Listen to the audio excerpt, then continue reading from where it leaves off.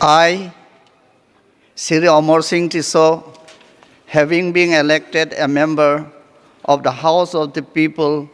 do swear in the name of God that I will bear true faith and allegiance to the Constitution of India as by law established,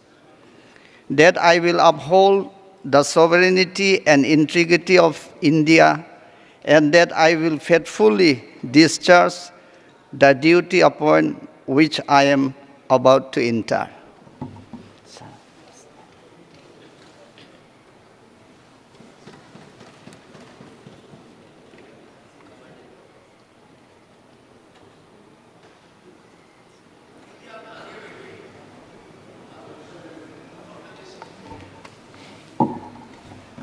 Shri Kripanath Malla.